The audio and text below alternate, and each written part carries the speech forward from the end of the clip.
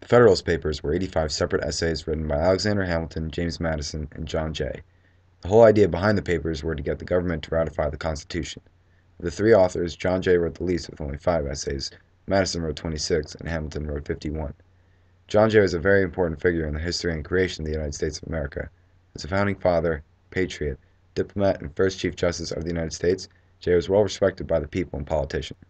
Born and raised in New York, Jay grew up to be a lawyer and joined the New York Committee of Correspondence against the British. He fought to make sure that at no point the Americans broke any laws so as to not be like the British in their violation of human rights.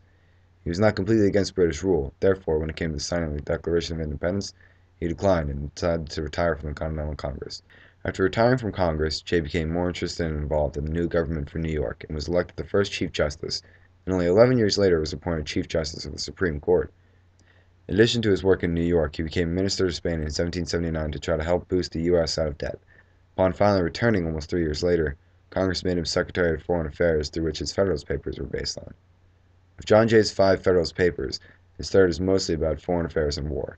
He states that the neighborhood of Spanish and British territories, bordering on some states and not on others, naturally confines the causes of quarrel more immediately to the borders. The bordering states, if any, will be those who, under the impulse of sudden irritation and a quick sense of apparent interest or injury, will be most likely by direct violence to excite war with these nations.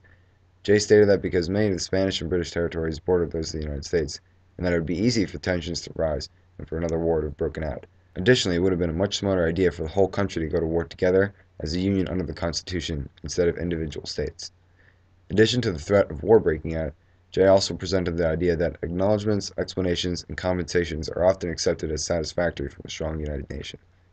This supplies the idea that a divided country of small individual states could never command respect from other countries without first unifying. It is only when a country is unified and has power that it can reach out to other nations for help or alliances. John Jay had been pushing hard for the ratification of the Constitution through his essays for the purpose of unifying the country in regards to both foreign and internal affairs. Not only did he not want war, but he also wanted the United States to become a well-respected nation amongst other older countries. It is also his way of trying to beat as many anti-federalists out of government as possible. Though that part of the plan didn't work out so well, it did help the end result of the ratification of the Constitution.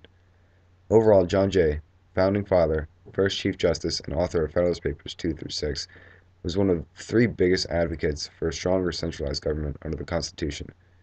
Although Jay pushed mostly for the concerns of foreign affairs, he is still widely recognized as extremely important in the Constitution's ratification, along with James Madison and Alexander Hamilton.